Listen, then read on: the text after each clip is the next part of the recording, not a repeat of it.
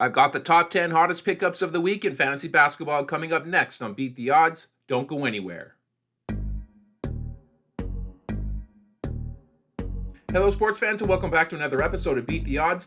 We're going to go over the top 10 hottest pickups ahead of Week 4 in fantasy basketball. If you like the sound of that, be sure to like this video, subscribe to the channel, and ring that notification bell so that way you don't miss an episode. You can also follow me on TikTok. Now, I want to thank my community for casting 363 total votes, which helped me create this list. Did you miss your chance to vote? Make sure to keep an eye out for more polls coming out later this week. Do you have a burning fantasy basketball question? Ask me on Q. Go to askmeonq.com/beattheodds-NBA, submit your question, and for a small fee, I will personalize a response and send it to your email. It's super easy to do, and it's a great way to get fantasy basketball advice while also supporting this channel. Now let's get right into this list here at number 10. We have Peyton Pritchard. Pritchard shouldn't be available in most leagues, but the fact that you can still get him in many leagues might be because he's not offering you a whole lot else for your team other than scoring. But what makes Pritchard more valuable than most traditional score-first players is that he's shooting at a 47, 41, 95 clip to start the season with 3.8 three-pointers made per game. Let's go to number 9. We have Goga Bitadze. Goga's value is tied to Wendell Carter Jr.'s availability, so be aware if you decide to pick him up for your upcoming week. When he does start, he will bring in the typical B-tier big man stats, flirting with a low-end efficient double-double while chipping in some blocks.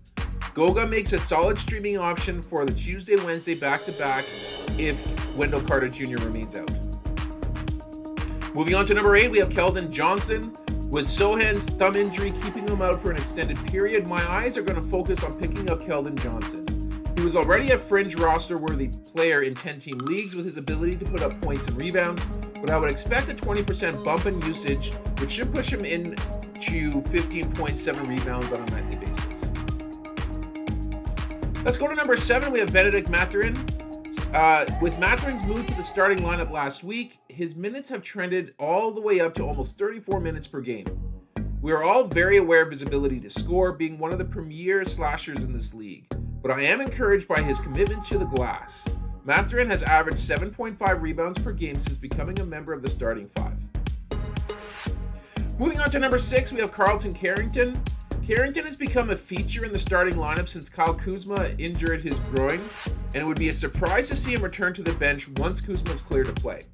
Carrington has been flirting with triple-doubles all week and has posted 2 games with 4 steals in the last 3 games. We might be seeing a long-term hold here, so go ahead and pick him up. Let's go to number 5. We have Scottie Pippen Jr. Now I'm going to give you 2 players, and you tell me which one you prefer to roster.